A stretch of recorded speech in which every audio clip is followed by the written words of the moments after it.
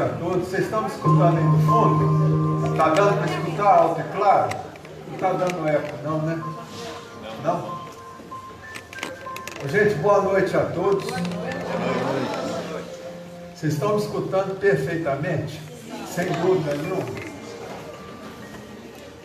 Gente, hoje o assunto aqui é um assunto delicado. Porque quanto ao suicídio direto, então nós vamos falar do suicídio direto, eu vou falar mais do suicídio inconsciente, tá? Que é muito sutil, tá certo, gente? Então, porque o suicídio direto todo mundo conhece, né? Sabe como é que é? A pessoa pula, usa uma corda e tal. Então nós vamos mostrar essa questão aqui da prevenção do suicídio. Mais o indireto, que é o mais sutil. Tá bom, gente? Aqui eu tenho uma apresentação minha. Eu sou psicoterapeuta e clínico, tá certo? Trabalho com psicoterapia sistêmica, que é uma psicoterapia que vê a pessoa como um todo, tá? O espírito da pessoa, o corpo, a pessoa como um completo. Trabalho também, sou especialista em psicossomática, que é uma ciência que mostra as relações das emoções com as doenças que a gente faz. Tá? Inclusive, suicídio indireto também ele está aqui nessa problemática. Deixa eu ver se passa aqui. Vocês estão enxergando aqui a tela direitinho? Tá. Eu vou ficar andando aqui, gente, de um lado e para o outro. Vocês não reparam não, porque isso aí é uma técnica que eu uso, sabe para quê? Para a pessoa não dormir, tá? Porque quando você está movimentando o globo ocular consciente, que não tem estatística nenhuma, tá? Porque não é catalogado, mas é o que mais está acontecendo. E gente boa, espíritas, tudo estão caminhando muitas vezes com suicídio inconsciente sem saber disso, tá? Depois eu vou contar uma historinha aqui que está no livro Pontos e Contos do Irmão X. Quem é que já leu esse livro? Pontos e Contos, do Irmão X, que é Humberto de Campos.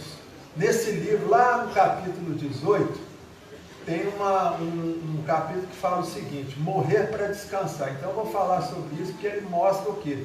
Um suicídio inconsciente feito por um espírita. Tá?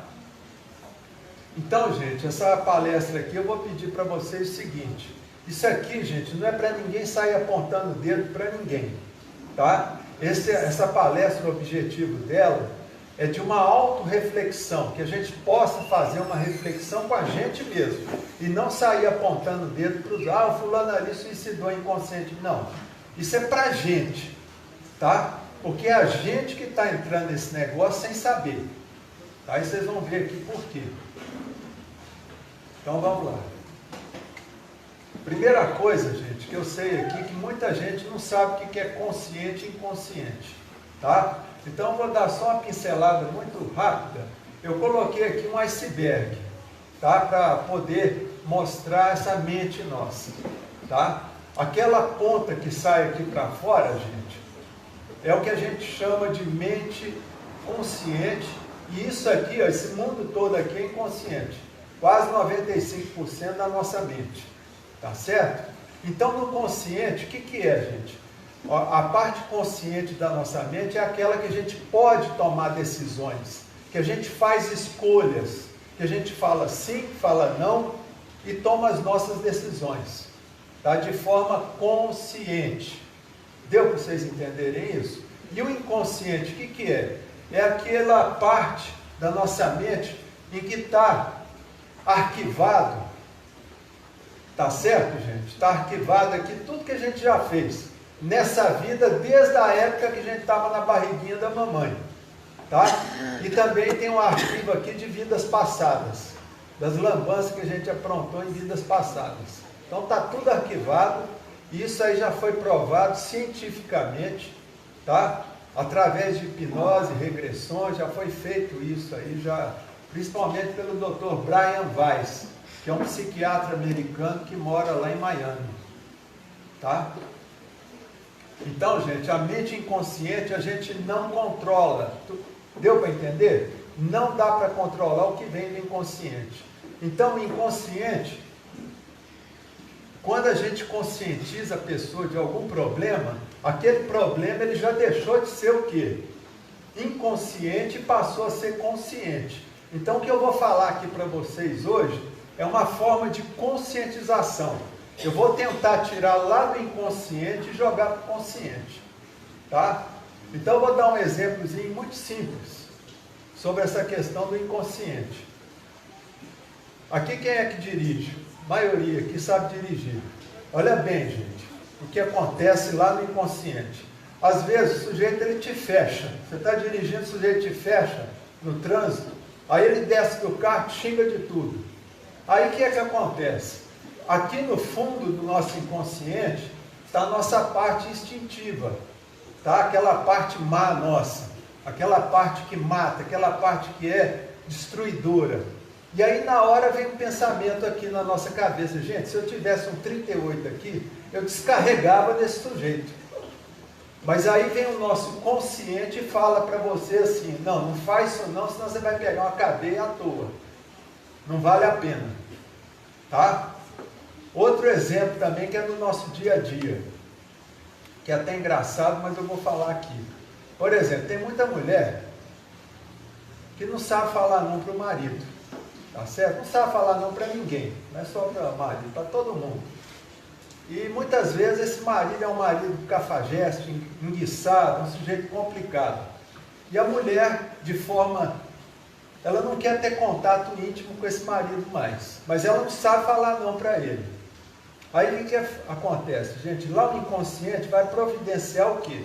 Uma forma para que essa mulher diga um não para o marido. E aí o que acontece? Essa mulher faz, de forma inconsciente, uma enxaqueca. Olha bem, gente, uma enxaqueca que começa geralmente às 6 horas da tarde e vai terminar lá para meia-noite. Tá? Por quê? Porque a enxaqueca é uma forma inconsciente que a pessoa tem, falar não, eu estou falando não para você, mas não é porque eu quero, mas é porque eu estou com essa enxaqueca.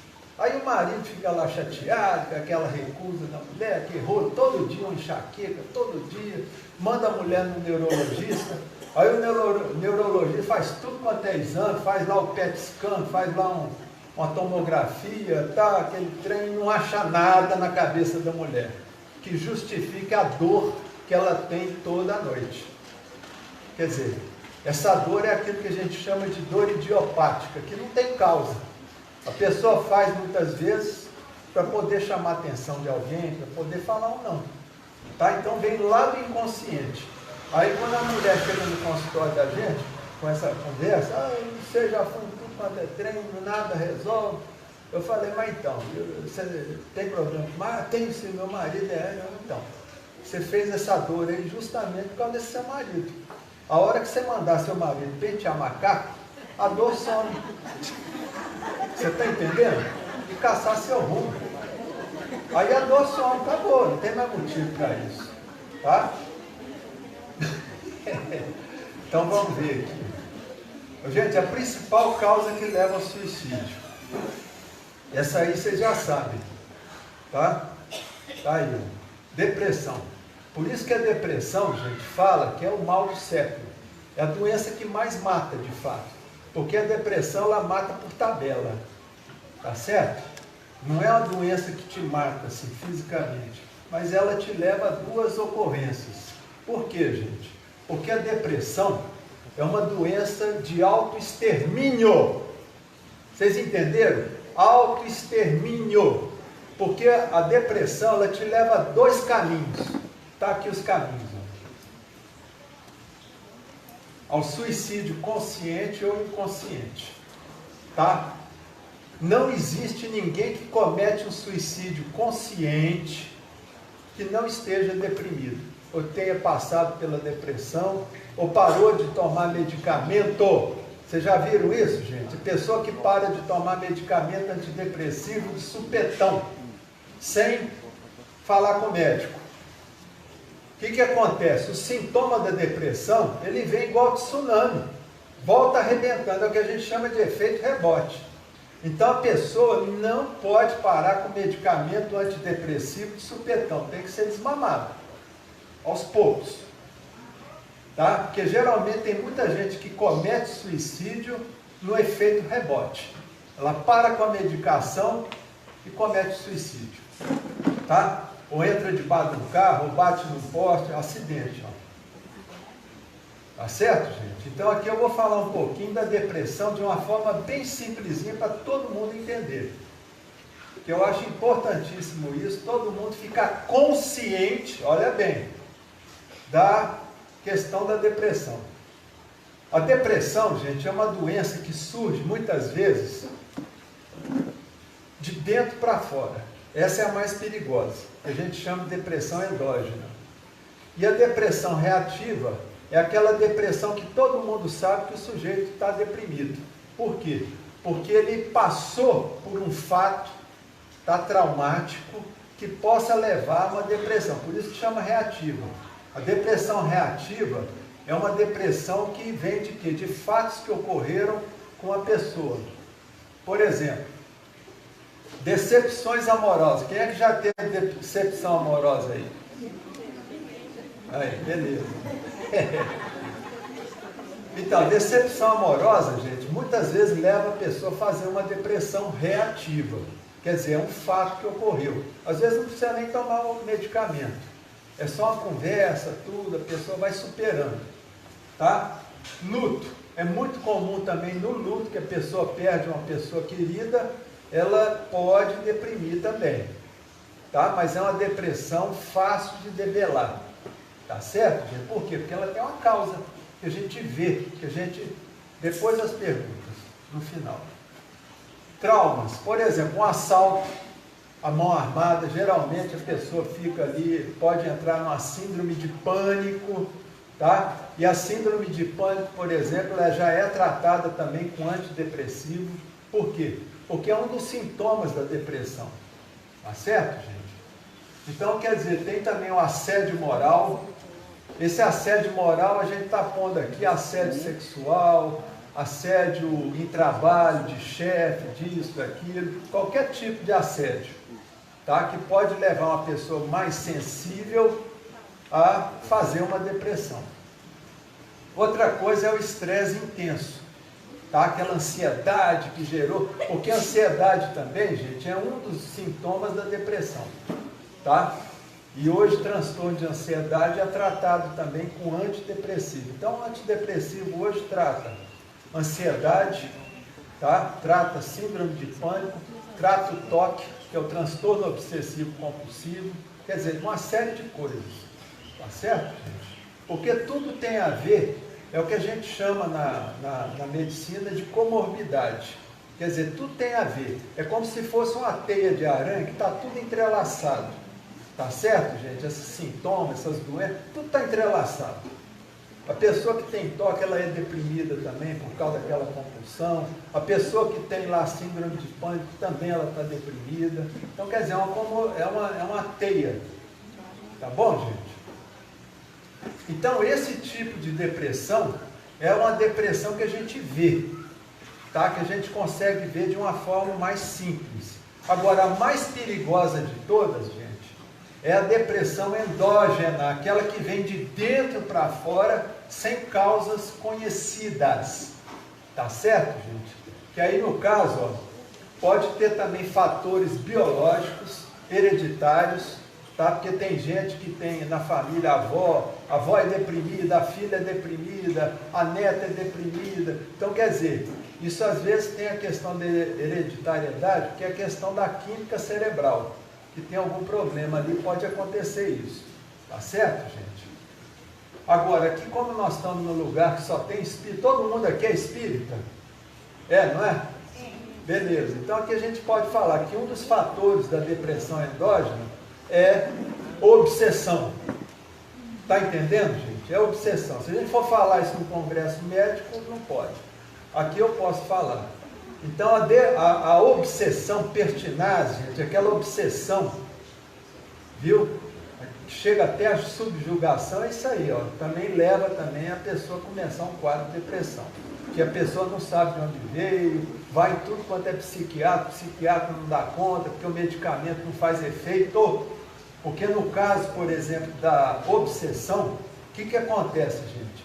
Os espíritos obsessores, eles fazem, viu, Júnior, você que é farmacêutico, eles interferem na química do medicamento.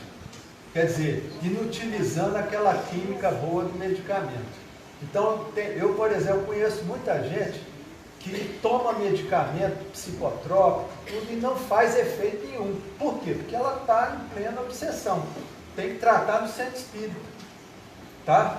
E o doutor Inácio aqui, ó, que era diretor do Sanatório Espírita, até 1988, quando ele desencarnou, o doutor Inácio escreveu um livro, chama Novos Rumos da Medicina, volume 1. E lá ele mostra que a maioria dos casos, Júnior, que entravam lá no sanatório, curava sem medicamento, só com tratamento desobsessivo, de doutrinação do espírito obsessor. Então esse é um parênteses que eu estou fazendo, tá? Porque a ciência oficial ainda não aceita isso, tá? Mas isso aí, a gente que é espírita, que trabalha nessa área, a gente entende isso e procura detectar, tá? Trauma inconsciente, coisas que aconteceram na infância, gente. Por exemplo, eu tenho uma paciente que eu tratei, essa mulher tinha 53 anos, e essa mulher, ela tinha uma fibromialgia que nada tratava, tomava antidepressivo, tomava analgésico forte, chegava a tomar até tramal, morfina, e não adiantava nada, você entendeu? Aí nós conversando com ela, eu fiz um relaxamento nela para ela regredir um pouco a lembrança dela na infância. E aí o que acontece? Ela chegou num ponto na infância dela, com 3 anos de idade, em que ela estava lá com a irmãzinha que tinha desencarnado de leucemia, e essa irmãzinha, ela estava no caixão, porque antigamente os velórios eram em casa. E ela com 3 anos de idade, ela olhando no caixãozinho assim da irmãzinha, olhando, aí de repente chegou uma tia, e essa tia chegou para ela e falou assim: você que devia estar no lugar da sua irmã, você matou sua irmã. Ô gente, um adulto, quando chega para uma criança de 2, 3 anos e fala uma bobagem dessa, tem um poder de Deus, aquilo ali vira um trauma, você entendeu? E essa criança, ela colheu o quê? Uma culpa brutal, porque ela não tinha discernimento com 3 anos de idade, de mandar a tia pentear macaco, você está entendendo? Aí eu falei para ela: bom, agora que você lembrou, vamos fazer uma ressignificação desse problema seu. Aí eu falei para ela se imaginar com 53 anos de idade, olhando para o caixão da irmãzinha. Aí eu falei para ela: agora imagina que a sua tia está chegando e fala que você matou a sua irmãzinha. O que você falaria para ela? Ah, eu mandava ela para parabéns, cumprimentei, é isso aí, você ressignificou. Então agora essa culpa você pode aonde? Jogar no lixo. Você entendeu? E essa mulher melhorou. Foi melhorando. Você entendeu? Então quer dizer, trauma inconsciente, isso acontece demais, tá? Causas existenciais que remontam a vidas passadas. Aí, gente, é complicado, tá? Porque tem causas que você chega lá e está em outra vida, e você está em outra vida e o negócio é complicado, tá? Porque uma coisa que eu aprendi com Chico Xavier, uma vez eu perguntei para ele a questão de regressão a vidas passadas. Aí o Chico falou assim: Fernando, se um dia você for fazer regressão a vidas passadas, você só faz em 2 casos extremos. Em caso que a pessoa está tentando suicídio várias vezes, ou em caso que a pessoa está na iminência de cometer um assassinato. Só. Fora isso, é um risco muito grande. Por quê, gente? Porque se a gente levantar o véu do esquecimento, aquela amnésia que a gente tem quando reencarna, aquilo ali, gente, é uma caixa de Pandora. Você não sabe o bicho que vai sair ali de dentro. Você não sabe os monstros que vão sair ali de dentro. E tem muita gente fazendo isso de forma recreativa, que é um absurdo. Está arrebentando com muita gente. Você entendeu? E não tem como controlar o que você vai ver. Porque você começa ali a abrir os arquivos do inconsciente, você não sabe que merda que vai sair daí. Então tem que tomar muito cuidado. A não ser em caso de morte, de extrema, que a pessoa está no ponto de perder a vida dela ou matar alguém. Tá? Eu só fiz regressão de vidas passadas, viu, Júnior? Uma vez só. Em 30 anos de profissão. Tá? Nunca mais fiz, porque era um caso que a pessoa já tinha tentado suicídio 5 vezes. Aí sim. Vocês entenderam essa questão, gente? Agora uma outra questão boba até. Tá? Que é um dos maiores gatilhos da depressão endógena. É a pessoa que não sabe falar não. Quem é que sabe falar não aqui? Levanta a mão. Sem. Sabe falar não, sem culpa. Doa quem doer. Quem é que sabe? Eu estou aprendendo ainda. Ó, pouca gente. Pouca gente.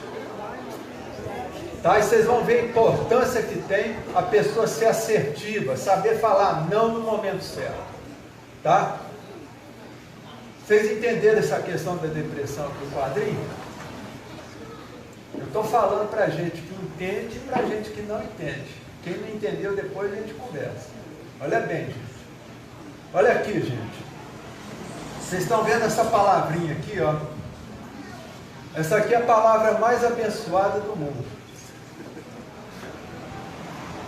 Eu tinha um professor meu que falava o seguinte, que se as pessoas soubessem falar um não, os hospitais estariam bem mais vazios. E principalmente os presídios. Por quê, gente?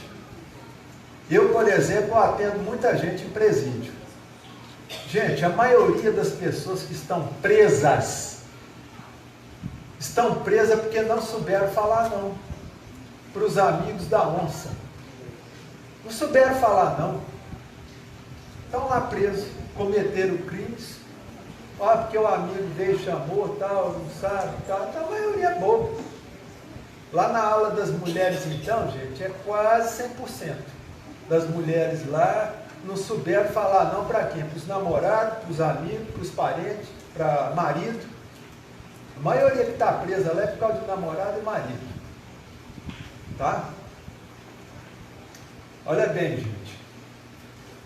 Toda vez que eu falo um sim, querendo falar um não, a gente arrebenta, a gente violenta a pessoa mais importante da nossa vida. Quem é? Nós mesmos. Olha só, gente. Tá aí, ó. Toda vez que a gente fala um sim querendo falar um não, vocês podem ver, gente, que a maioria dos problemas que a gente passa na vida foi por não ter sabido falar não no momento certo. Vocês concordam comigo? Você vê quanta gente aqui, ó, é alcoólatra, usuário de droga. Eu pergunto para vocês, alguém já pegou alguma droga da mão de um inimigo? Sim ou não? Não. Geralmente quem te passa droga, quem te chama para beber uma cachaça, é amigo. Então, gente, a gente tem que saber falar não. Eu vejo muita gente aí entrando numa enrascada, num relacionamento conjugal, por não saber falar não. Eu vejo gente aí, ó, que tem um namorado complicado, ou uma namorada complicada, e o sujeito ou a sujeita entra no relacionamento achando que quando casar vai mudar. Ô, gente, se a pessoa, antes de casar, ela tem um defeito desse tamaninho, olha bem, gente, a hora que casar, o juiz de paz falar lá, eu vos declaro marido e mulher, o defeito fica desse tamanho. Tá? Às vezes até na lua de mel o trem já diz. Então, gente, cuidado. Ninguém muda ninguém.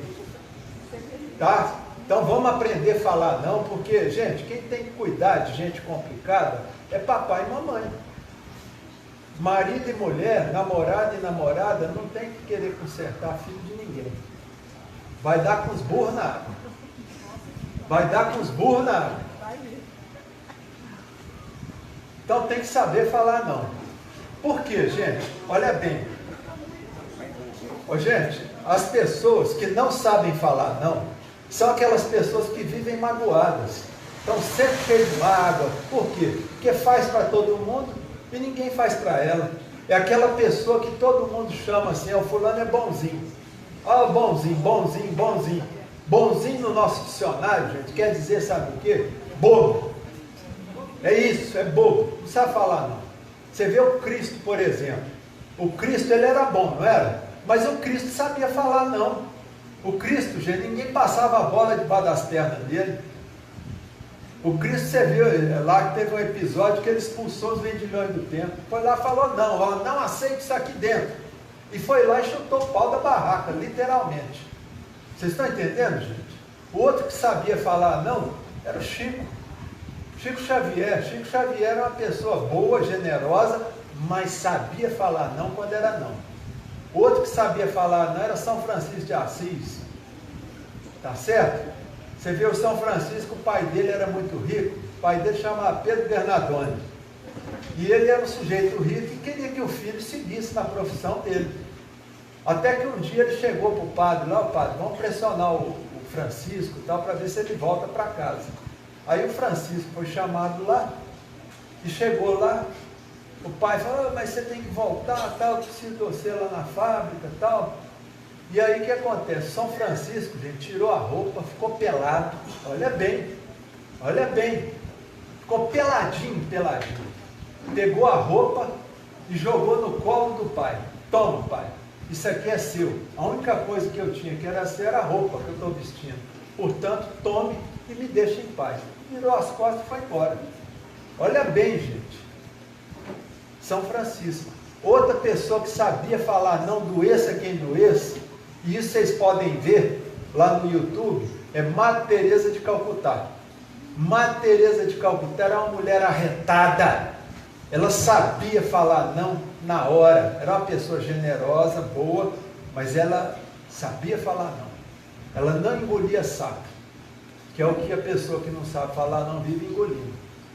Por isso que a pessoa, geralmente, que não sabe falar não, ela está sempre tomando o quê? Omeprazol. Quem é que toma omeprazol aqui? Está sempre com refluxo. Olha bem, gente. Está sempre com refluxo. Por quê? Porque está engolindo saco, gente. Tem gente que tem um brejo lá no estômago, está cheio de saco. Vocês entenderam, gente? Então tem que saber falar não, está sempre com o esôfago aqui inflamado, ó.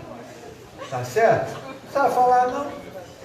É só começar a falar não que o refluxo para. Viu? E outra coisa, gente, a pessoa que não sabe falar não, é aquela pessoa que com o tempo vai gerando uma mágoa muito grande. Sabe por quem? Por ela mesma. E aquela mágoa chega a gerar um ódio. A pessoa fica com ódio dela, ela fala assim, oh meu Deus, mas que ódio que eu estou de mim, como é que eu fui boba, como é que eu aceitei isso? Ai, que vontade de morrer, começa a falar as coisas. Então, gente, é isso aí, ó. A pessoa fica cheia de mágoa e ódio. E olha bem, gente, mágoa, ódio, culpa, são sentimentos do passado. Então, o que acontece, gente? Com o tempo, a pessoa começa a falar assim, gente, que vontade de dormir e não acordar mais. Nesse momento, vontade de sumir da vida. Nesse momento, você já está o quê? Em depressão. Ou está com a depressão que a gente chama subclínica, quer dizer, está ali, por baixo do pano. Tá? Então, a depressão é uma doença que muitas vezes decorre disso aqui, ó. Porque eu vejo, por exemplo, todas as pessoas que eu já vi que são deprimidas, são pessoas sensíveis que não sabem falar não para ninguém. São pessoas que vivem engolindo sapo, todo mundo engole sapo no trabalho, no emprego, engole sapo lá com os parentes. Agora nós estamos chegando no fim do ano, né, Júlio? É hora dos parentes encontrar e aquele trem. É aquela coisa, todo mundo magoado um com o outro, um falando besteira com o outro, entendeu? Que é um momento chato do ano. E a depressão, gente, é uma doença, como eu disse para vocês, de autoextermínio inconsciente, tá? E leva ao quê? ao suicídio consciente, que a pessoa atenta contra a vida, e ao suicídio inconsciente. Tá? O suicídio inconsciente, gente, é quando a pessoa ela faz uma doença depois. Ela começa a fazer... Porque às vezes a pessoa, ela é uma pessoa que é cristã, vamos dizer assim, e fala, não, suicidar eu não suicido. Mas ela procura sair da vida pela porta dos fundos. Vamos dizer assim, ela vai lá, faz um câncer. Olha bem, gente. Gente, uma das matérias mais importantes da faculdade de medicina, sabe qual é? É imunologia. É onde você vai estudar o que? O sistema imunológico, da forma. Você vê, uma das matérias mais importantes, mais complexa e mais chata. Ninguém gosta de imunologia. Tá? Porque a imunologia é isso aí, ó. Quando a pessoa ela entra em depressão, gente, olha bem, a primeira coisa que ela vai deprimir no nosso organismo, além do sistema nervoso central, é o sistema imunológico. O sistema imunológico da pessoa fica deprimido, cai. E todas aquelas células envolvidas na questão da imunologia, elas vão ficar o quê? Deficientes. Por quê? Porque é a nossa mente que comanda tudo. Então a gente deprime o nosso sistema nervoso central e deprime o sistema imunológico. E a hora que deprime, o que acontece? A gente começa a fazer um câncer, a gente pode fazer o quê? Uma diabetes, tá? Aquela pessoa que perdeu a doçura da vida. Pode fazer o quê? Doenças autoimunes que já são conhecidas e principalmente, gente, acidentes. Depois eu vou falar disso aqui dos acidentes, tá? É muita gente morrendo de acidente no país. E por trás desses acidentes a gente sempre vê quadro de depressão. Tá certo? E aqui, ó, depois eu vou contar para vocês uma pesquisa que tem. Vocês entenderam isso aqui, gente? Então, a partir de hoje, o que nós temos que fazer? Falar o quê? Sim, não. Quando for não. Quando for não, é não. Quando for sim, é sim. Tá? Sim, sim, não, não. Doa a quem doer. Sem culpa. Tá certo, gente? E os pais, por exemplo, lembrar de falar não para os filhos. É muito importante isso. Tá? Para os filhos aprenderem a falar não. Eu vejo pais, por exemplo, que reclamam que os filhos estão na droga, estão isso, estão aquilo. Eu falo, mas você ensinou seu filho a falar não? Não. Eu ensinei ele a ser bonzinho. Pronto. Ele foi bonzinho com o traficante. Tá certo? Não soube falar não com o traficante. Então, ó, são sinais que a gente tem que ficar atento, viu, gente? Tem vontade de morrer, de desistir da vida, de sumir da vida, procure ajuda. E aqui em Uberaba, gente, tem muita coisa aqui que oferece ajuda, principalmente os CAPs. Quem é que conhece CAPs aqui em Uberaba? Tem vários, e tem ótimos profissionais lá. Tá? O atendimento é gratuito, tudo. Quem quer dormir e não acordar mais? Quem é que já pensou em dormir e não acordar mais? Levanta a mão. Aí. Tomar cuidado, viu, gente? A vida perdeu sentido. Outra frase que passa na cabeça de muita gente. Tomar cuidado. Sofreu decepção e perdeu a vontade de viver. Quem é que já passou por isso aqui, gente? Então nós vamos falar, gente, do suicídio consciente. Eu não vou mostrar aqui cenas de suicídio consciente, porque tem criança aqui. Tá bom? E para isso não precisa, que vocês sabem muito bem o que eu estou falando. Tá? Mas eu quero falar de uma coisa, gente, que antigamente, olha bem, antigamente era considerado suicídio consciente. Tá? Hoje não é mais. Sabe por quê? Porque todo mundo sabe que mata. E sabe que faz mal. Olha aqui, ó. Bebida. Ô, gente, a bebida alcoólica, ela atinge todos os sistemas do nosso corpo, gente. Desde o cérebro até o osso, o pulmão, tudo é atingido pela bebida. Tá? Muito mais do que o cigarro, nesse caso. Então, gente, tomar cuidado com a bebida. Tá? A bebida alcoólica antigamente podia ser considerado o quê? Um suicídio inconsciente. Mas hoje aqui, ó, levanta a mão quem sabe que a bebida é perigosa e pode matar. Aí, ó, todo mundo está conscientizado disso. Tá? Então, quer dizer, já não é mais inconsciente. Deu para entender, gente? Outra coisa que mata também. Quem é que já comprou cigarro aqui? Vocês viram atrás da carteira lá, falando que o negócio pode levar à morte? Aqui, ó, que está escrito. Ao fumar, você inala arsênico e naftalina, também usado contra ratos e baratas. Ô, gente, é veneno.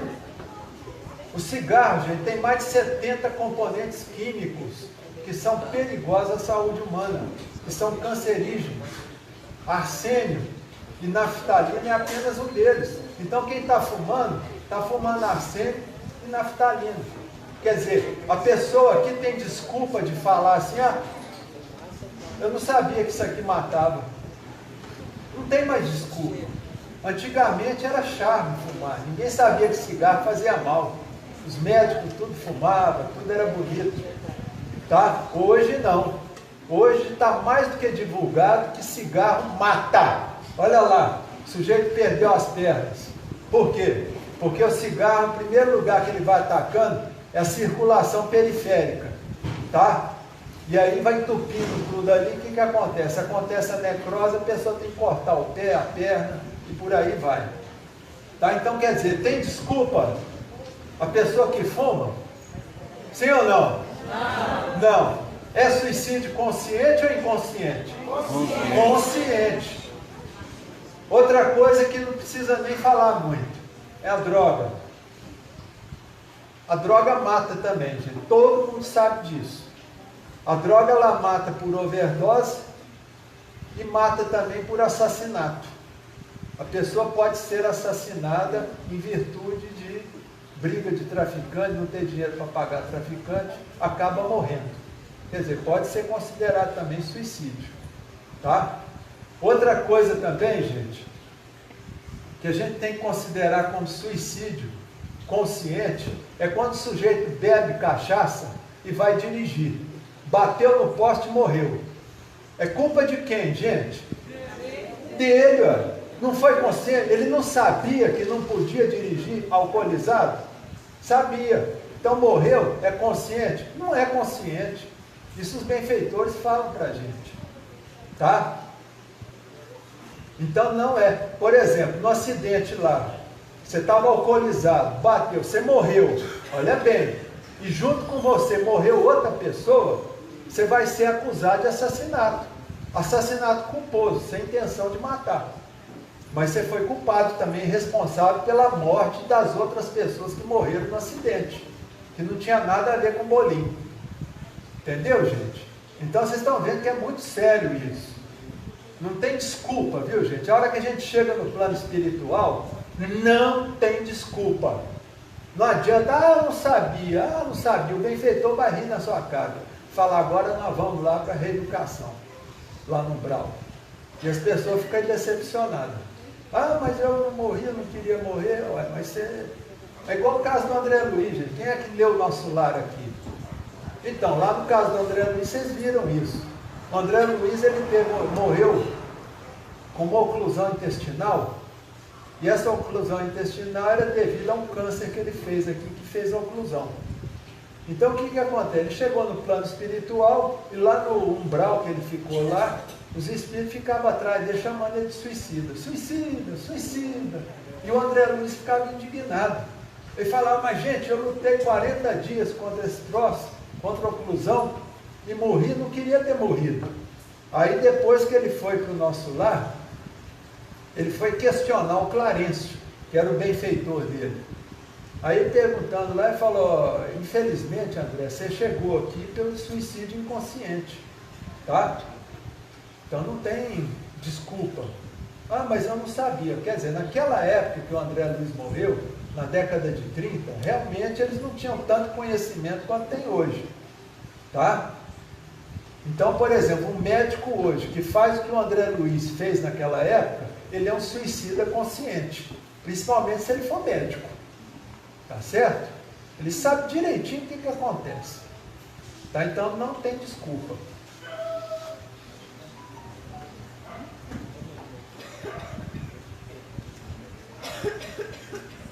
E aí, gente, termina aqui, ó, no umbral, tá? Isso do suicídio consciente. Então vamos ver aqui, ó. Aqui, ó, tem uma historinha do Chico Xavier, gente, que é o seguinte, olha bem, que a questão do suicídio, gente, ela é uma coisa assim, que tem até o que? Um reflexo condicionado. Tem gente que suicida várias vezes em várias vidas. E ela cria um reflexo condicionado de suicídio. Qualquer probleminha quer suicidar.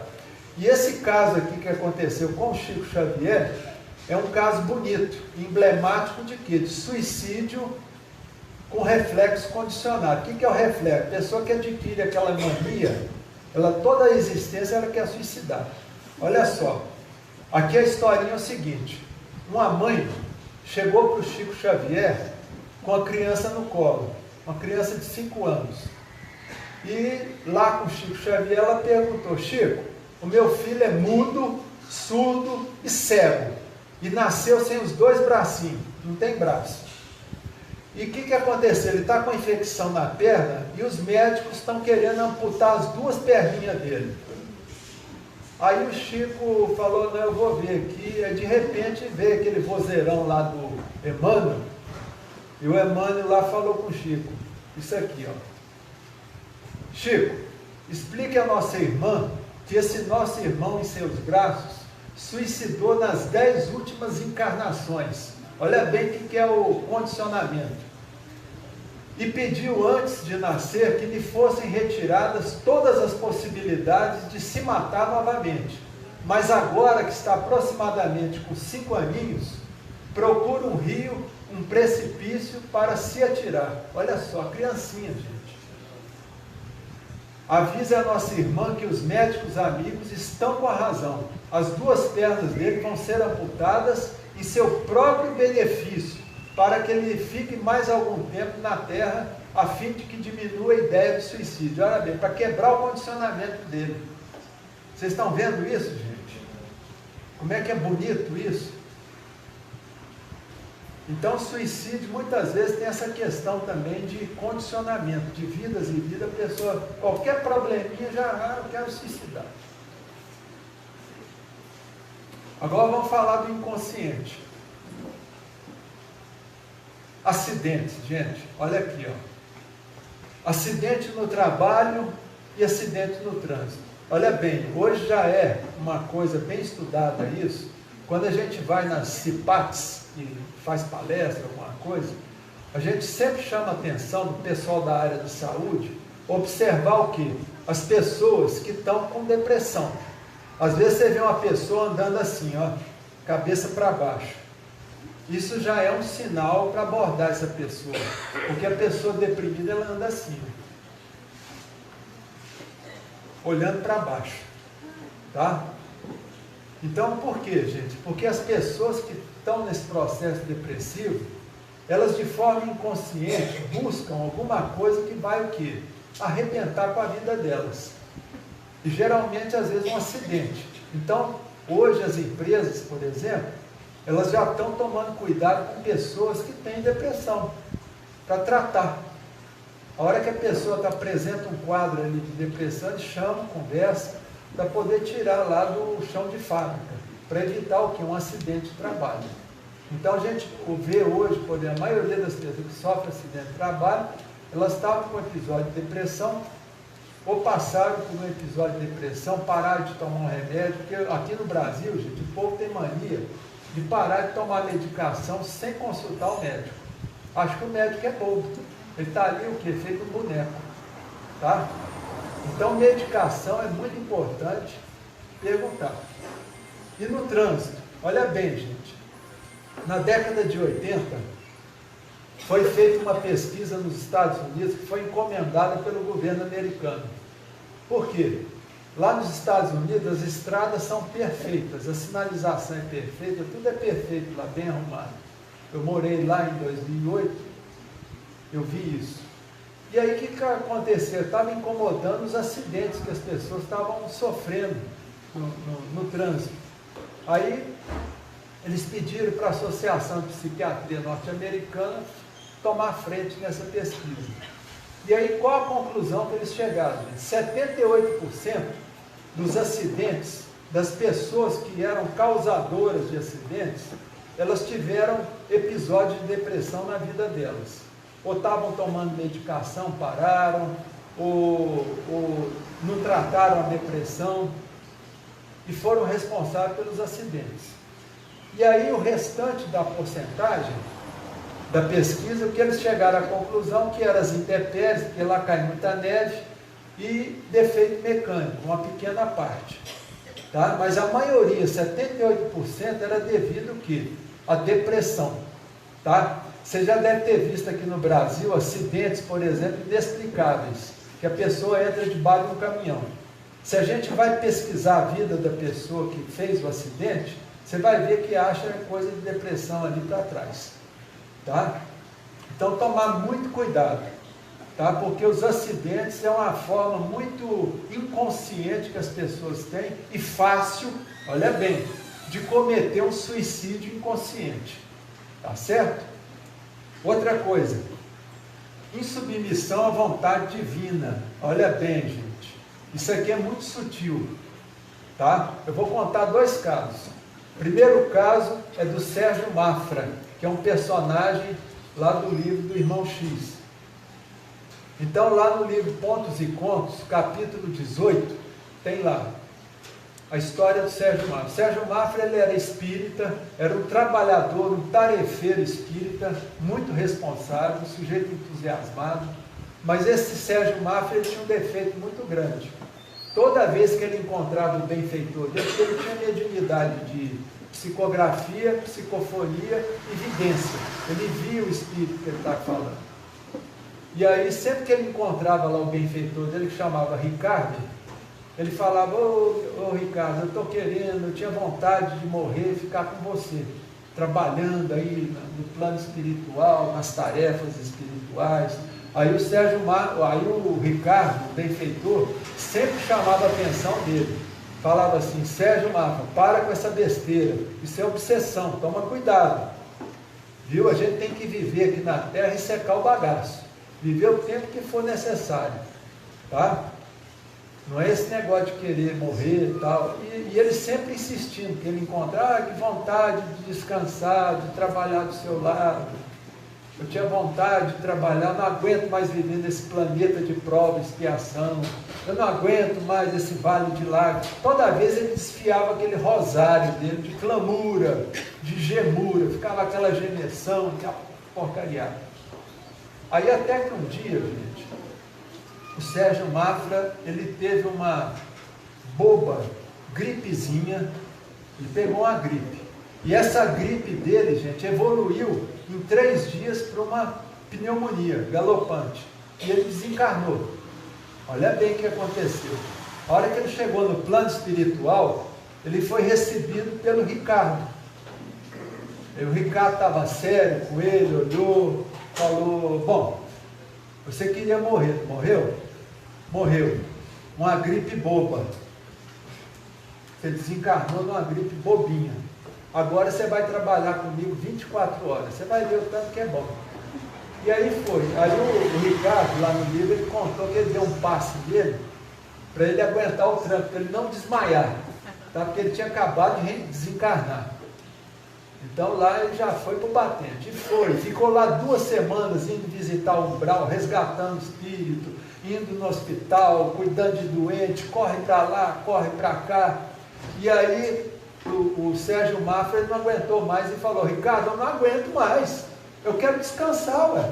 Estou com fome, não consigo comer, não tenho tempo para nada, eu quero dormir, quero descansar. Aí ele falou para ele: bom, isso aí lá na terra você podia fazer. Lá você acordava cedo, tomava o seu café, você lembra? Depois você ia trabalhar um pouquinho, trabalhava, voltava, almoçava, comidinha quente, gostosa, e à noite você ia para o centro, não ia?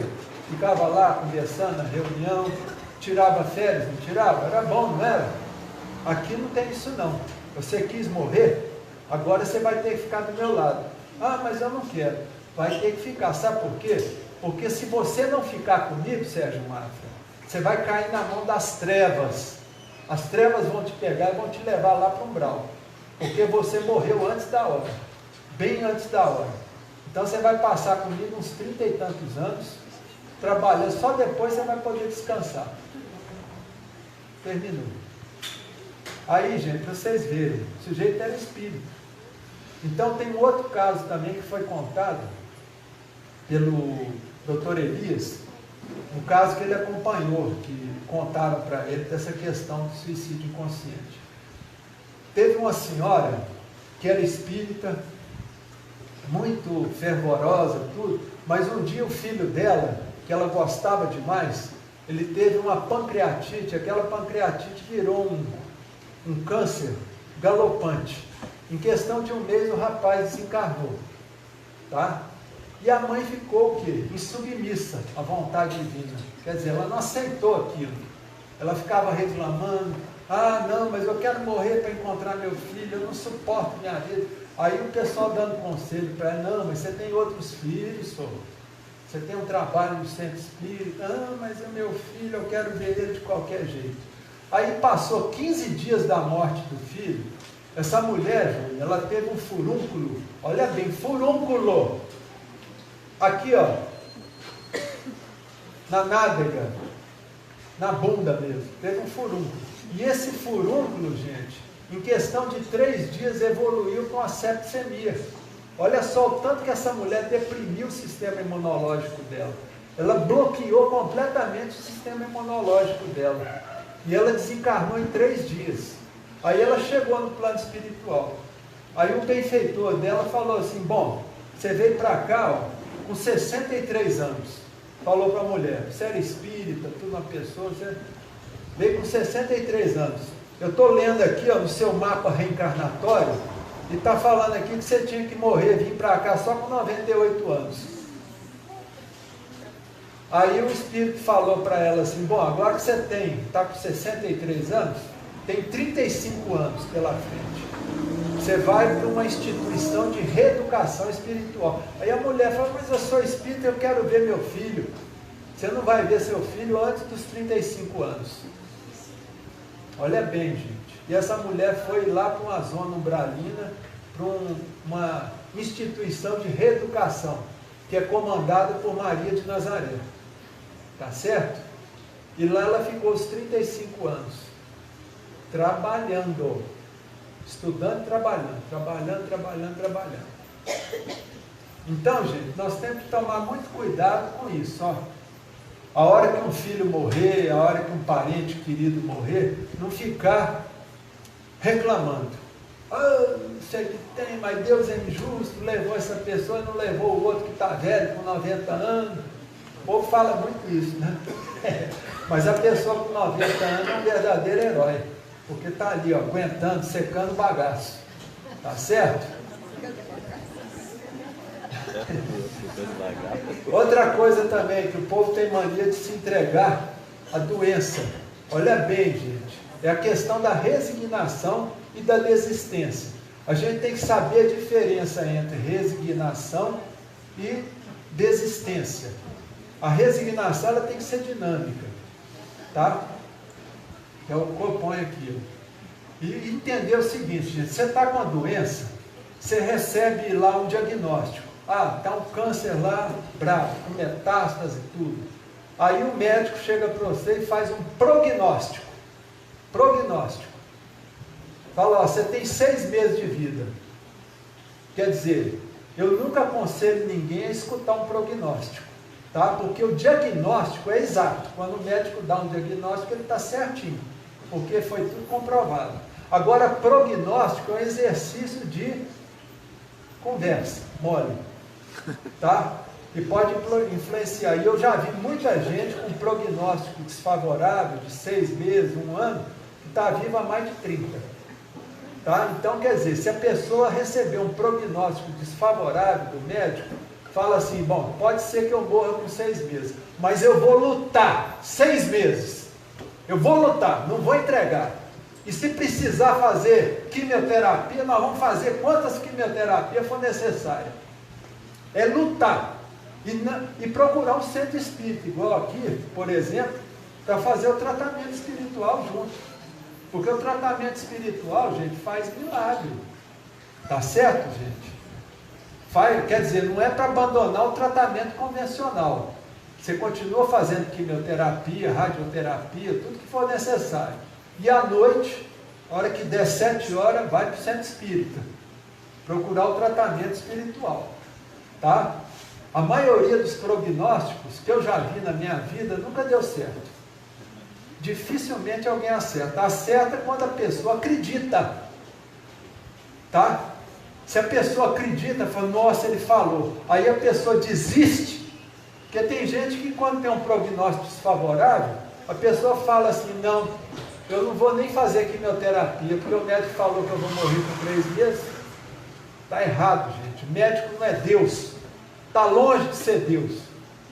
Tá? Quem sabe a hora da morte é Deus. Tá? E Deus quer ver o quê? Quer ver o esforço. Mediante o esforço que você faz, você pode ter merecimento, gente. Você entendeu? Então não pode desistir.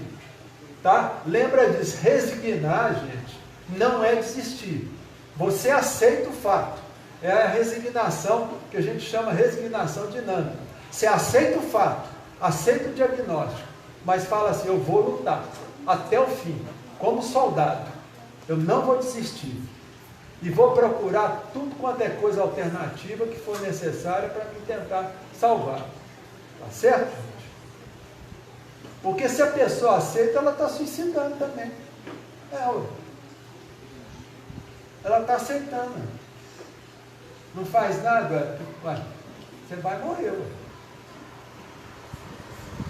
Continuando, suicídio inconsciente. Isso aqui, gente, ainda é um suicídio inconsciente, viu? Esse negócio de comer demais, comer errado, ainda faz parte daquilo que a gente chama de suicídio inconsciente. Porque aqui, quem é que toma refrigerante? Coca-Cola. Isso. É um veneno, viu, gente? Tá? É um veneno. Tem mais de 30 componentes químicos que é deletério para o nosso corpo. Na Coca-Cola. Outra coisa, quem é que come skinny aqui? Skinny, aquelas porcariadas. Então, tem que tomar cuidado. Então, isso aqui também, viu, gente? A questão da guludice, da compulsão alimentar, isso ainda é um suicídio inconsciente, que leva à morte também. Mas o que está matando mais é isso aqui, ó. É a vaidade excessiva. Olha bem, gente. A questão de homem, rapazes que estão usando anabolizante para poder ganhar corpo, massa muscular, de forma extraordinária. O anabolizante, gente, é veneno. E essas pessoas que usam anabolizante, nenhuma delas procurou médico. É só gente conhecida. E compra as porcariadas no Paraguai. Tá? O anabolizante, ele afeta o fígado, afeta o pâncreas, afeta o rim e arrebenta com a pessoa. Tá? E a pessoa vai desencarnar ali mais na frente. Tá? Outra coisa também que está matando muito, gente. Olha bem. Isso é mais mulheres, viu, gente? Às vezes as mulheres fazem 20, 30 cirurgias para ficar bonita. Cirurgia plástica, excesso de cirurgia plástica. Por que pode matar, gente? Por causa da tolerância, que é um fenômeno que acontece na fisiologia do nosso corpo. A pessoa toma muita anestesia geral. Tá lá tomando anestesia, ela cria uma certa tolerância. A hora que chega nesse ponto, ela pode ter o quê? Um choque anafilático. Então tem muita mulher que depois de 20, 30 cirurgias, morre num choque anafilático, na mesa de cirurgia. Tá? Ou às vezes procura profissionais que não são habilitados, de ponta de esquina, que faz mais barato. Tá? Então é muito perigoso isso. Tá? A pessoa ficar fazendo cirurgia à toa. A gente deve fazer cirurgia, gente, quando é necessário. Quando é uma questão para a saúde, que é necessário, uma ou outra não tem problema. Você pode tomar anestesia geral, não tem problema nenhum. Mas agora ficar reiteradas vezes fazendo anestesia, por causa de estética, é muito perigoso. E tem matado muita gente, não só aqui no Brasil, mas nos Estados Unidos e na Europa. Tá? Então tomar muito cuidado com isso. Outra coisa que mata demais, gente, sentimento negativo. Olha bem, gente, Dentro da psicossomática, a gente sabe que a maioria das doenças a gente faz por causa de emoções, tá? São emoções que a gente chama de emoções distônicas, quer dizer, desarmônica, ódio, culpa, tá certo? Mágoa, raiva dos outros, aquela coisa toda. Então isso aqui mata também, gente. Tem muita gente, por exemplo, que tem um ataque de raiva, que eu já vi acontecer. A pessoa, por exemplo, ela tem um infarto. Meu pai, por exemplo, é um que teve um infarto depois de uma raiva que ele passou. Só que ele não morreu, ele teve um infarto de 78 anos, por causa do problema que ele teve, de raiva que ele passou. Hoje ele está com 92, tá? Mas quase morreu. Então, quer dizer, isso mata também. Então, a pessoa que fica só alimentando sentimento negativo, gente, ela está o quê?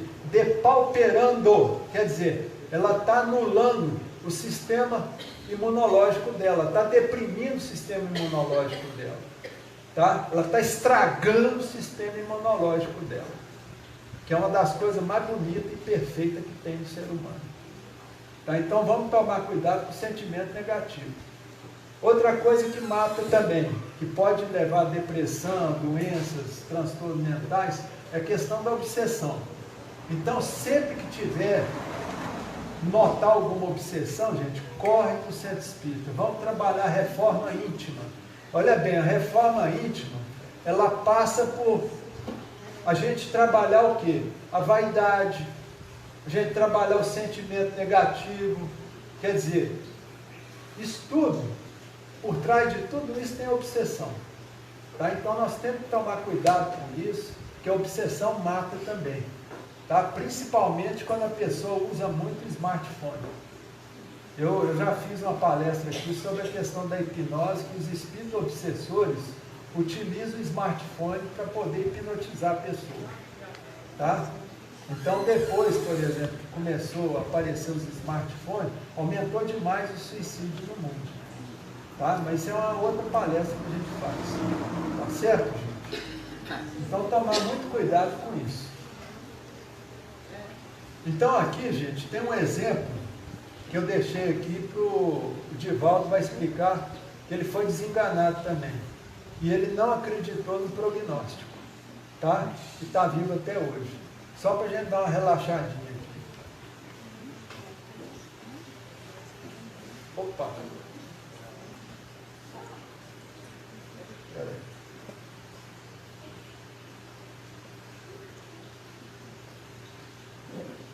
Agora, me desculpe, eu estou fazendo cálculos aqui, pelas datas que você está dizendo, desculpe a minha brutal falta de sensibilidade ou de educação, mas com quantos anos você está? Que idade você tem? 89. Isso foi antigamente. Se a gente passar a mão e você pega isso, não?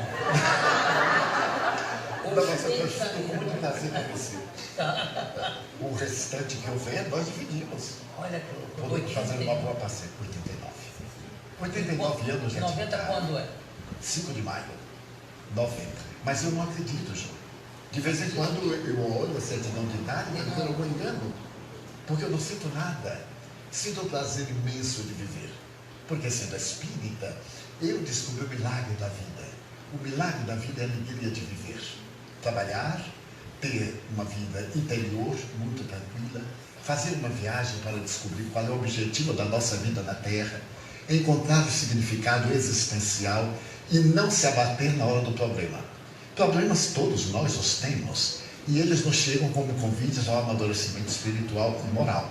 Agora, desculpa, o Divaldo, ou Di, sua família chama você de Di. E fico muito feliz em ser chamado assim. Então tá bom, Di, o seguinte, você com essa aproximação que você tem com o mundo espiritual, você tem alguma noção, já te foi dito, acho que não, mas já te foi dito quando você deve se preparar para embarcar, para ir para o outro lado? A proposta esteja preparado para qualquer momento. Porque Jesus acredita que a hora nós não sabemos. Não pode saber. Mas eu tive uma parada cardíaca há 30 anos. E tive a chamada quase morte. Então eu vi-me fora do corpo. Fui levado para fazer exames e praticamente estava morto. Voltei. Quando eu voltei eu tive um infarto. E nessa oportunidade, o meu cardiologista, depois de examinar, disse: olha, prepara para morrer dentro de um mês. A sua vida agora é outra. Naquele tempo eram as operações largas, fazia da gente verdadeiros frangos, né? Céu aberto. Céu aberto, fazia a pressão. Ele disse: olha, Paulo, se você tiver o maior repouso, você viverá mais de 30 dias. Mas não pode mais se alimentar como antes, não pode falar. Imagina, serviço a um baiano que não pode falar. É mesmo condenar à morte. Porque o baiano não fala, ele fala com os cotovelos. E você está vendo, né? Com velocidade para não perder tempo. Tá certo. E a comida, como é que ficou a restrição? Você hoje come de tudo? De tudo e do que aparece. Mas o mais importante é que eu sobrevivi e ele já morreu.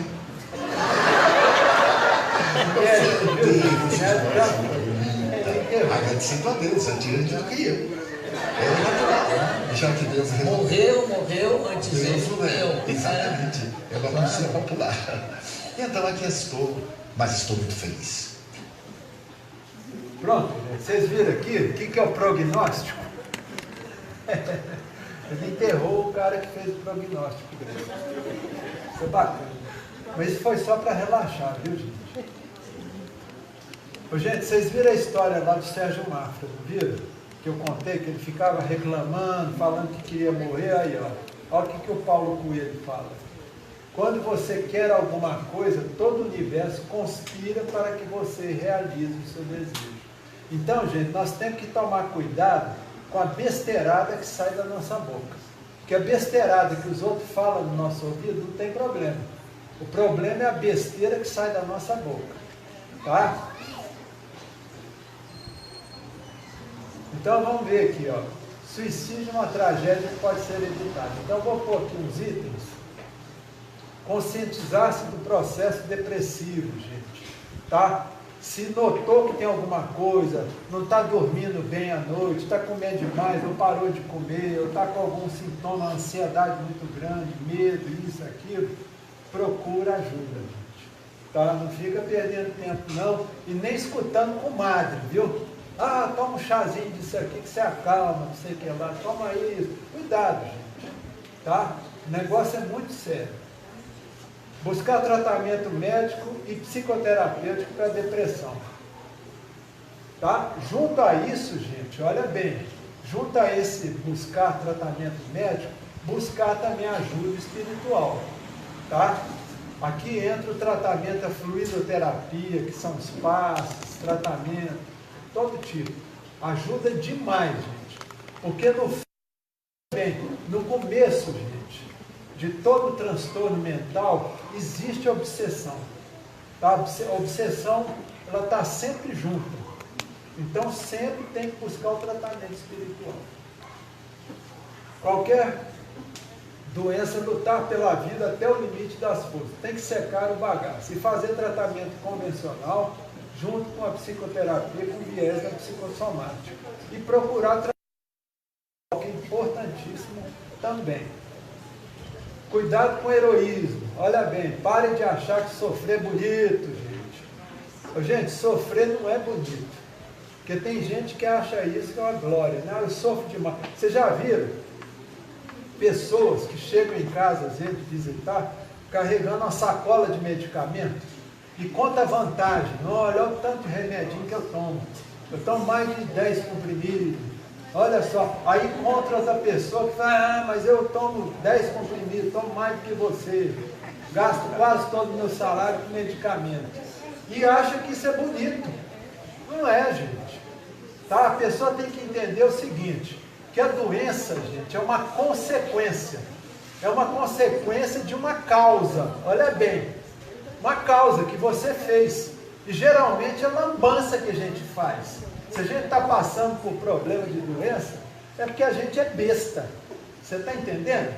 Então isso não é motivo de heroísmo, não é motivo de contar vantagem. Tá? É motivo da pessoa fazer uma autorreflexão e procurar ali, gente, quais são as causas inconscientes que eu fiz essa lambança em mim. Você entendeu? E não ficar contando vantagem e achando bonito carregar sacola de medicamento. Ficar mostrando para os outros. Aí, ó. Eu tomo. Quer dizer, isso aí mostra a pessoa o quê? Que a pessoa gosta de autopiedade.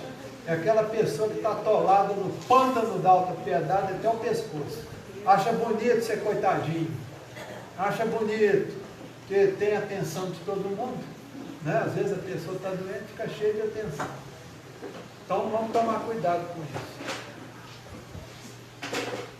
Cuidado com a hipnose, o smartphone, gente. Isso é um parênteses que eu estou abrindo aqui.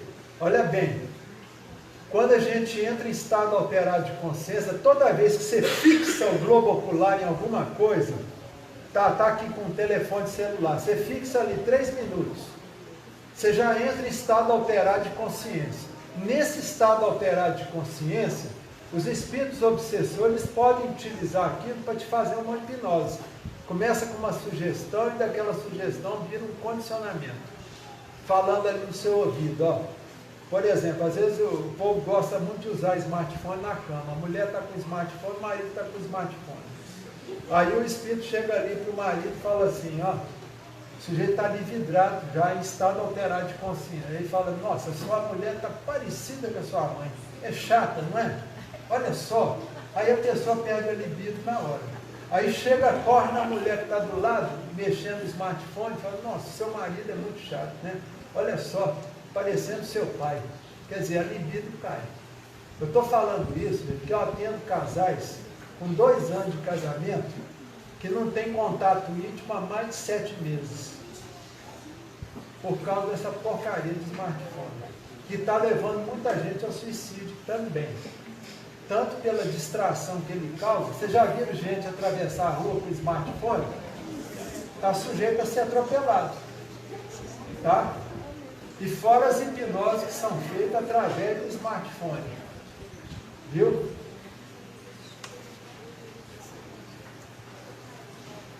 Ó, prevenção para fazer uma doença, a gente tem que pedir a Deus o quê?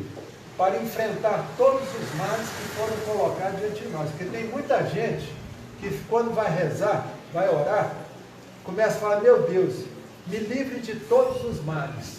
Ô, gente, Deus não vai livrar ninguém dos males que nós mesmos fizemos. Você entendeu? Agora, a gente tem que aprender a pedir para Deus o quê? Forças para enfrentar os males que chegam até nós, que geralmente fomos nós que provocamos em vidas passadas. Tá? Disponha-se a perdoar. A mágoa leva à depressão e desencadeia a doença. Gente, tudo é perdoável. A gente tem que procurar perdoar. Tá? Por quê? Porque a perdão, gente, é como se fosse uma evacuação que a gente está fazendo. Você está evacuando aquele lixo de mágoa que você guardou durante anos. Então, perdão, gente, ele é bom para quem perdoa. Tá? Então, vamos procurar perdoar, tá? Porque a mágoa é um problema muito sério. Tá? Eu vou contar um caso aqui, porque eu acho importante essa questão da mágoa, viu, gente? Há uns 15 anos atrás, lá no Hospital Eliangote, do câncer, eu ia muito lá visitar e gostava de ir na enfermaria das mulheres. Por quê? Porque a mulher fala mais e a gente aprende muito mais com isso. E uma certa vez eu fui lá, no Eliangote, eu estava olhando lá o prontuário de uma senhora e eu vi que a mulher ela tinha arrumado um câncer 6 meses atrás, um câncer no colo do útero. Aí aquilo ali me acendeu uma luzinha, que eu pensei, isso deve ter a ver com o marido. Porque geralmente quando a mulher faz um problema nessa região genésica, tem a ver com a mágoa que ela está de algum marido, de algum companheiro. Aí eu fui conversar com essa mulher, cheguei para ela, conversar, ô minha senhora e tal, visitar, não, meus filhos vêm, ficam 5 minutos, vão embora, normal, não é? É normal. E eu falei, e o seu marido? Essa mulher deu um pulo da cama. Oh, não fala no nome desse filho. Falou o nome do filho. Não fala. Eu falei, minha senhora, o que foi? Por que a senhora está tão brava com o seu marido? Ela falou, não, tem 1 ano que eu descobri que ele tem outra família, com 2 filhos. E ela já era casada com ele há 32 anos. Ela descobriu 1 ano. Olha bem, eu olhei no prontuário dela, Ju, 6 meses ela que apareceu com um problema no útero. E tinha 1 ano que ela tinha descoberto que o marido tinha outra família. Aí eu perguntei, mas minha senhora, por que a senhora não separou desse homem ainda? Ela falou, não vou separar não, não vou facilitar a vida dele com a outra mulher. Olha só o que o ódio faz. Ela não queria separar do marido, de jeito nenhum. Aí eu falei, mas minha senhora, a senhora vai acabar morrendo com essa bobagem da senhora. Aí, não sei o que tem, ele vai ficar culpado. Eu falei, minha senhora, o sujeito quando é cafajeste, tá? O que vai acontecer? A hora que a senhora morrer, 3 dias depois ele vai sapatear no túmulo da senhora de alegria. Porque para um sujeito igual ele, é muito melhor ficar viúvo do que divorciado. Então quer dizer, se a senhora morrer, a senhora vai estar fazendo um favor para o seu marido. Seu marido não está nem aí para a doença da senhora. Ela quis fazer aquela doença para chamar a atenção do maridão. Para ver se o marido ficar com sentimento de não ficar nada. Tá? Aí eu falei para ela assim, minha senhora, tem uma forma que eu vou ensinar para a senhora vingar do seu marido. Ela assustou. Não fala não que eu sou católico, isso é pecado, não sei o que lá. Aí eu falei, mas essa vingança é boa, comadre. Me conta então. Eu falei, a maior vingança que a senhora faz com o seu marido é perdoar ele. É perdoar e querer viver. E não morrer, como a senhora está fazendo. Porque a senhora fez esse câncer aí depois que a senhora descobriu essa lambança. Ela falou, mas como é que eu vou perdoar o que ele fez? Eu não sei perdoar. Aí eu ensinei para ela uma técnicazinha e fui para São Paulo. Fiquei lá uns 3 meses, que eu estava morando lá. E aí, quando eu voltei, eu fui lá de novo no hospital. Cheguei lá, aí de repente ela, vem cá. Aí eu corri lá. O que foi? Novidade. Arrumei um advogado, estou fazendo divórcio com meu marido. Eu falei, parabéns, minha senhora. Só está de parabéns, a senhora perdoou o seu marido. Porque o fato de a senhora querer divorciar dele, só perdoou. Porque o ódio, quando a pessoa está com muito ódio, ela não desgruda do outro. Então agora só vai sarar, só pode ter certeza. Isso aí só vai tirar de letra. Quer dizer, eu já induzi ela falando, só vai agora ficar boa, você vai curar. Aí eu fui para São Paulo, fiquei 1 ano fora. Voltei, fui lá no hospital, falei lá com a enfermeira-chefe lá daquela sessão, falei, você lembra daquela comadre e tal? Lembro. O que aconteceu com ela? Você me dá notícia? Ela falou, fiquei sabendo que ela teve alta e a remissão dela foi completa do câncer. Ela fez uma esterectomia, tirou o útero de fora e teve alta do médico. Eu falei, que bom. E isso aí eu coloquei no meu livro, esse caso dela, que eu achei tão interessante. Eu tenho um livro que chama Cure Suas Mágoas e Seja Feliz. E lá eu coloquei esse caso dessa mulher. Mudei o nome, tudo. Mas é um caso interessante, né, gente? Que se ela morresse daquele câncer, gente, ela ia ser considerada suicida inconsciente. Tá? Porque ela que fez o câncer, para poder chamar a atenção daquele cafajestão. Ninguém sabe qual é a hora certa de ninguém. Porque tem muita gente, viu gente, que procura leitor de sorte, esses leitor cartomante, que fica lendo não sei o que lá, e às vezes a pessoa fala, aqui eu estou vendo aqui, vai morrer daqui a 1 ano. E a pessoa acredita naquilo. Então tem que tomar cuidado. Não desanime com o prognóstico desfavorável do médico. Então, quer dizer, é o que nós já falamos, não desanime, tá? Porque é obrigação dele fazer um prognóstico, mas a pessoa não precisa desanimar. Ela lembra assim, Deus está no comando. E quem sabe a hora da morte é Deus, ninguém mais. Nem leitor de sorte, nem médico. Tá bom? Pular um item. Pular um item. Oi? Tem que querer tratar esse cultura. Isso. E procurar o quê? O tratamento. Tá, o tratamento convencional, e aí com o tratamento convencional a pessoa busca um tratamento espiritual que vai complementar o negócio. Aqui tem uma técnicazinha, gente, que eu vou passar para vocês. Tá? Sempre que tiver, por exemplo, uma doença esquisita, que aparecer do nada, um trem esquisito, vocês não sabem por que apareceu, que não tem causa muito conhecida, vocês vão fazer o seguinte, essa técnica, vocês vão pegar um caderno e separar 21 folhas desse caderno, tá? E vão escrever a seguinte frase: eu declaro que me perdoo e quero viver, tá? E vão escrever de cima até embaixo no caderno, na folha do caderno. Então vão preencher todas as linhas, tá? E vão fazer isso durante 21 dias, que vai dar 21 folhas. Depois, o que vocês vão fazer? Vocês vão queimar essas folhas, tá? Vão queimar essas folhas. Na hora que estiver queimando as folhas, você fala, todo esse sentimento de mágoa que eu tenho de mim guardado, possa ir para o queimado. Já está queimado. E uma técnica, por quê, gente?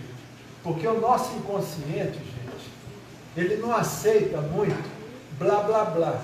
Olha bem. O nosso inconsciente, ele pensa o seguinte: tudo que é importante na vida é por escrito, não é? Vocês já viram escritura de imóvel de boca? Sim ou não? Vocês já viram atestado de óbito de boca? Casamento de boca? Não. Tudo que é importante na nossa vida tem que ser por escrito. E o nosso inconsciente, ele entende isso de uma forma bem clara, tá? Então essa técnica aqui ajuda a pessoa sair daquele estado mórbido, tá? Por quê? Porque ela vai perdoar a pessoa que fez a doença. Quem é a pessoa que fez a doença? É ela mesma. Então eu me perdoo, porque às vezes a pessoa tem sentimento de culpa que ela nem sabe que tem. É uma pessoa boa, bacana, mas não sabe. Às vezes o sentimento de culpa que ela tem, gente, é existencial, está em outra vida. Tá? Às vezes a pessoa carrega lá, cometeu crimes em outra vida, ela traz aquele sentimento de culpa existencial que ela não sabe de onde vem. Tá? É por isso que hoje a gente vê muita criança com 7, 8 anos já com depressão. Tá? Sendo que a pessoa não teve problema nenhum, mas já vem com aquela questão existencial. Viu? E aqui, ó, tem mais uma coisinha aqui, um recadinho do Rossano Klinger, que eu gostei, viu? Que eu estou passando para vocês aqui, que é muito importante, tá? Então vamos ver. Se a sua infância não foi tão perfeita como você sonhou, e se os seus pais não te amaram como você acha que eles deveriam ter te amado, não desiste da vida. Fica para mostrar como se ama e se educa um filho, tornando capaz de ser feliz. Fica para perceber que quando você é pai e mãe, não tem o poder mágico que você acha que seus pais têm. Se você amou alguém e foi maltratado, traído ou abandonado, não se culpe. Não pense que você não merece e não é digno de ser amado ou amada. Então não desiste. Fica. E não deixe mais que o seu coração seja um terreno baldio para o lixo afetivo ou a miséria moral dos outros. Fica e mostra a todos como se deve amar alguém, com toda a ternura e respeito que as pessoas merecem. Se na escola te humilham e menosprezam, não desiste da vida. Fica para mostrar que essas vozes não te definem. Sabe de uma coisa? Eu vou te contar um segredo sobre essas pessoas que nos humilham e tentam nos destruir. Elas, na verdade, apenas apontam e projetam em nós a profunda dor e angústia que elas têm dentro delas mesmas. Então fica para mostrar como tratar dignamente os outros, projetando neles não apenas as nossas sombras, mas sobretudo a nossa luz. Se você acha que você não tem mais jeito, que não vale mais a pena viver, saiba que essa é a maior mentira na qual você acredita. Insista, não desista, fica. Eu já pensei em desistir, eu já planejei como desistir, mas resolvi ficar e tudo passou. Não teve mágica. A dor não passou no dia seguinte, também não passou no mês seguinte. Ela foi passando na sequência da vida. Eu fui ficando mais e mais forte. Acredite, vale a pena ficar e provar para todo mundo, e sobretudo para nós mesmos, que a vida vale a pena ser vivida.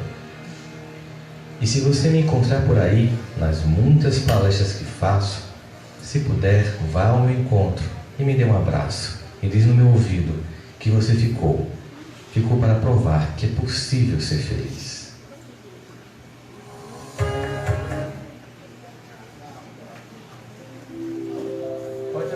pouquinho aí. Gente, agora encerrando a palestra, eu queria recomendar a todos vocês a leitura de um livro espetacular, que chama Memórias de um Suicida, que é de Ivone Pereira. Esse livro também, para quem não gosta de ler, pode abaixar um pouquinho. Para quem não gosta de ler, existe no YouTube um audiolivro em forma de novela, que são mais de 20 horas, tá? Então escutem isso, porque muita gente chega para mim e fala assim, eu não dou conta de ler esse livro, porque esse livro é muito chocante. Eu falei, mas é chocante porque você precisa, porque você já viveu naquele lugar lá que mostra, você já foi um suicida, por isso que você acha chocante. Então, quer dizer, se uma pessoa está deprimida, gente, muita gente fala assim, não pode ler o livro do Memórias do Suicida. Pode sim, gente. Aquilo ali vai ajudar a pessoa a parar de ficar pensando no próprio umbigo. Porque muitas vezes a pessoa deprimida, ela está preocupada só com o umbigo dela, querendo chamar a atenção dos outros também, de forma inconsciente. Tá? Então, gente, esse livro mostra o quê? Mostra o trabalho extraordinário de Maria de Nazaré. Pode aumentar um pouquinho. E Maria de Nazaré, gente, ela foi designada pelo Cristo para poder trabalhar no socorro, no amparo, na reeducação dos espíritos que suicidam lá no plano espiritual. Então, gente, toda essa palestra que eu fiz hoje, eu faço em homenagem a Maria Santíssima, tá? E eu espero que ela possa estar amparando a todas as pessoas aqui que têm depressão, tá? Porque a depressão é uma doença que pode levar ao suicídio, tá? Então eu gostaria que todos aqui batessem palmas para Maria de Nazaré.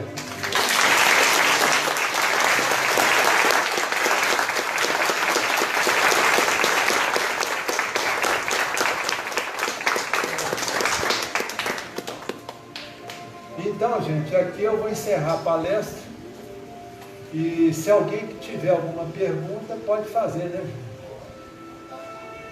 Pode... Não, aqui eu... Alguém tem alguma pergunta? Pois não. Eu, né? Isso. Então, nós estamos tratando de uma garota com 14 anos lá em EP, no centro espírita, os pais dela são evangélicos. Sim. Ele já é quase pastor, mas a menina não quis ser curada na igreja dele. Então, uma cunhada minha que é espírita mandou lá para o nosso centro. E essa menina tentou suicídio 3 vezes. Certo. 3 vezes já ela tentou suicídio. Então, logicamente, a gente fez aquela rotina, evangelho, nome lá no livro, né, pedindo, aquela rotina, né. E, por incrível que pareça, a gente também, água frutificada, dá garrafinha para ela tomar toda semana, né, e vai repondo, né, durante 3 semanas. Eu utilizei essa forma de poder ajudar. Bom. E o que aconteceu? A menina, né, e ela já não ia mais na escola, passou por psiquiatra, psicólogo, CAPS, tudo, certo? Então os pais veio desanimados lá. Falou, o que o senhor pode fazer? Eu usei essa técnica. Não, mas você abordou uma coisa aí que eu... E aí, depois de uma semana, eu fui visitar ela. Visitar os pais, mas os pais não estavam, só estava ela, a irmãzinha dela. Certo. Aí peguei e cheguei, Verônica, e você, como é que está agora? Eu estou bem, né? Mas o que você fez? Inclusive você falou uma coisa que eu fiz errado. Ela pegou e falou assim, eu parei de tomar o remédio. Né? Eu dei os parabéns para ela. Aí eu vi que eu errei, pelo que você falou. Não pode estimular, não. Então, por que eu dei os parabéns para ela? Porque ela falou assim, porque eu não quero ficar condicionado ao remédio. Por isso que eu dei os parabéns para ela, né? Para ela não ficar viciada. Então, mas olha só, outro engano, é bom só falar isso, que eu vou esclarecer esse engano. Então, por isso que eu vi que eu errei. Eu dei os parabéns para ela. Mas é errar, mano. Mas porque ela falou, não, que eu não quero ser viciado no remédio. Então, mas esse tipo de remédio, gente, não causa vício. Certo. Tá? Tanto é que o medicamento antidepressivo, antipsicóticos, na maioria deles, são faixa vermelha. E medicamento faixa vermelha não causa dependência. Tá? Igual, por exemplo, os faixa preta, Foi ignorância minha já. que são os benzodiazepínicos. Sim, Tá certo? certo. Então, nesse caso aí, então, tudo bem. E aí, ela está bem, né? Então, aí o que aconteceu? Né? Aí os pais dela voltou de novo já para pegar pela terceira semana a garrafinha, né? Certo. Ela pegava semanalmente. Beleza. E falou, ó, Sobrais, né? Estamos contentes porque ela não comia e voltou a comer. Beleza. Né? E Já ela tá está, bem já espiritual. ela está boa já, né? Agora vamos ver se ela volta na escola. Ela tem 14 anos. Beleza. Suicídio 3 vezes. Que Corte coisa. no pulso, né? Tomou veneno, É. aquelas coisas, mas não morreu, né? Beleza. Então agora eu aprendi uma coisa com você aí que já, né? É mais uma Você já pode mais uma orientar. técnica que a gente pode ajudar no centro Isso. espírita. Né? Beleza. E lá já tem um menino também que já está na mesma situação que eu vou visitar ele. Isso. E falei para ela, uma coisa que você vai fazer. Nunca pense em se matar, porque você vai sofrer 10 vezes mais do que você está sofrendo aqui. Eu falei, né? Então já inculquei isso daí, por minha conta, né? Não. Nesse E caso. aí isso eu recomendo, viu, o pessoal escutar essa novela Memória do Suicida. Ah, Eu já tenho ela no meu computador, sempre que eu tenho um paciente, tudo, Sei. que é espírita, com problema de depressão, eu já mando pelo WhatsApp a novela, o link do YouTube da novela Memória do Suicida, sim, que é um também. espetáculo, viu, gente? Quem Eu já li esse escutou livro, pode- né? Isso. Já li esse livro, então é muito Então é interessante. muito bom. Né? Viu? Então, só para complementar uma coisa aqui, né? E já aconteceu com uma senhorinha também, uma professora, que suicidou, porque o marido dela, né, deixou de ler, porque ele era da Umbanda, e deixou de levar ela no centro, que eu falei que ela ia começar um curso para a gente tentar ajudar ela. Né? E ela veio depois de um mês, né? Ele foi para falou sobre eu fui lá na Umbanda, o doutor Bezerra, né? O preto velho, que nós achamos que era o doutor Bezerra, falou que para curar ela só o kardecismo. E eu vim falar para o senhor, né, que eu não trouxe ela. E o que aconteceu? Ela pegou a menina, levou na escola, foi no quintal, pegou uma corda e se enforcou. Mas não foi que ela frequentava Umbanda, não, viu? Não, então, mas nesse caso aí ele voltou lá, ele com a menininha dele, né? Lamentando Ele tem porque outras causas que- não seguiu o conselho, né? Por que Porque que ele não foi no então. centro espírita, né? Porque Mas ele a Umbanda também é muito boa, viu? Eu, Sei. por exemplo, Não, pelo menos uma vez por mês eu vou tomar taça de Tchau. Umbanda. Eu tomo. Eu preciso. Certo. Tá. Né? Então, inclusive, até outra coisa que eu queria complementar com o senhor pôs ali, Sei. aquela declaração ali, eu acho que é bom a pessoa assinar ainda. Então, isso, beleza. Assinar. Faz uma rubricada. Maravilha. Para complementar a coisa. Né? Beleza. Eu acho que isso daí eu pensei na hora. Assinar para dizer que está responsável. Né? Beleza. Nesse Isso aí. caso. E muito obrigado. Se tiver esse livro para vender aí, que o senhor Não, mencionou. não tem, não. Ah. Isso aí é o meu livro, vocês acham no Google, é só pôr lá. Inclusive essa palestra aqui, gente, quem quiser a palestra, é só entrar no meu WhatsApp, tá? Que o senhor ali está com o meu cartão, tem um WhatsApp, pede a palestra, eu já tenho ela pronta, tá? Sobre esse assunto. Então, só para encerrar. Então, eu estou saindo do centro lá da minha cidade. Né? 6 anos que eu estou lá. Né? Eu entreguei todo o serviço. Chegando naquele ponto, eu estou saindo, mas por mágoa do presidente que eu coloquei, porque ele não fez as obediências de construção, que foi programado por arquiteto, tudo. E com essa mágoa aí, eu estou com câncer de pele. Então, perdoa o presidente. Eu vou conversar com ele, contar a verdade para ele, porque que eu, né, nesse caso, porque eu estou numa boa com ele, como o senhor falou, eu estou tapeando ele, que eu estou saindo por outra coisa, e não é. É mais por mágoa por ele não ter feito o compromisso comigo, né? Ele desonrou o que ele foi combinado. Né? Muito obrigado, senhor. Tá? Alguém tem mais alguma pergunta, gente? Fernando, Oi. eu tenho uma pergunta aqui. Eu conheci uma história pela seguinte maneira. O pai de um amigo, ele perdeu a mãe por circunstâncias naturais, só que com o decorrer do tempo, ele entrou numa circunstância de depressão, não sei se procurou algum tratamento ou não, só que isso delongou muitos anos. E ele chegou a um ponto que enfraqueceu e faleceu por depressão. Ele poderia ser visto como um suicida ou não? Gente, ó, uma coisa que eu quero deixar bem claro aqui é o seguinte: julgamento, olha bem, tanto em primeira e última instância só cabe a Deus. Nós aqui não temos que julgar nada, se é inconsciente, se não é, tá? Isso aí é um julgamento que ele vai ter lá do outro lado, isso aí não é problema nosso. Eu no começo da palestra falei isso, tá? Que essa palestra não é para a gente sair apontando o dedo para A, B ou C, é para a gente apontar o dedo para a gente mesmo, tá? E não ficar querendo saber, o fulano suicidou inconscientemente, fulano suicidou. Não, isso não é problema nosso, tá? Isso é, o problema nosso é a nossa vida. A gente tem que ver se a gente não vai morrer antes da hora, tá?